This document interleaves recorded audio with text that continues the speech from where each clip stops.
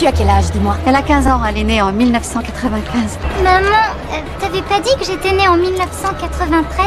Alors que je me demande, pourquoi maman a menti sur mon âge? Elle me dit simplement qu'elle s'est trompée dans ses souvenirs. Et moi, je n'ai pas envie de continuer à poser des questions. Une fois arrivée à la convention, maman est occupée à discuter avec d'autres personnes. Je profite du moment où elle ne fait pas attention pour me glisser discrètement dans la foule. C'est la première fois que j'ai un vrai moment de liberté rien qu'à moi. C'est alors que je vois un homme déguisé en Wolverine. Je découvre mon épaule, je baisse légèrement ma robe, puis je prends mon courage à deux mains et je m'avance vers lui pour le saluer. Et je m'appelle Gypsy, j'adore Wolverine.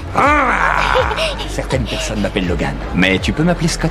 Très vite, nous commençons à faire connaissance. Ce qui me rend le plus heureuse, c'est que Scott ne se moque pas de moi parce que je suis en fauteuil roulant. Tu as quel âge? 18 ans. Ensuite, je lui demande s'il a une petite amie. Scott répond aussitôt que non, et me dit même que je suis la plus adorable des Cendrillons. Puis, nous allons ensemble vers l'espace photo. Comme je suis en fauteuil roulant, Scott me prend poliment dans ses bras pour la photo. Au moment où nos regards se croisent, j'ai l'impression de tomber amoureuse de lui, et c'est justement là que maman me retrouve. Bon, allez, il faut qu'on y aille. S'il te plaît, on peut rester, maman? Il va y avoir une fête avec un concours de déguisement. Non, il faut vraiment qu'on y aille, ma Gypsy. Ce n'est pas possible. Avant de partir, je demande exprès à Scott ses coordonnées. Tard dans la nuit, pendant que maman dort profondément, j'ouvre discrètement l'ordinateur pour créer un compte sur un réseau social. Mais au moment d'indiquer mon âge, je reste figée parce que je ne sais même pas quel âge j'ai vraiment. J'ouvre en cachette le portefeuille de maman et je retrouve ma carte médicale.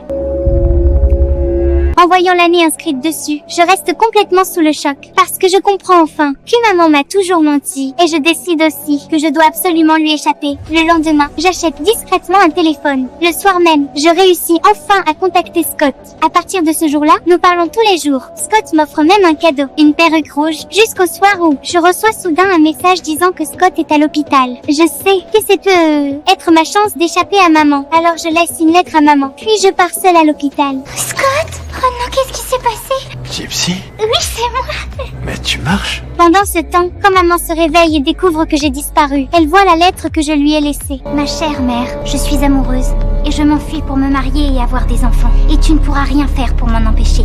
Affectueusement, Gypsy, ta fille de 19 ans. Ensuite, je rentre chez Scott avec lui. Et au moment où je crois enfin avoir gagné ma liberté, on frappe soudain à la porte. Gypsy est là. Maman?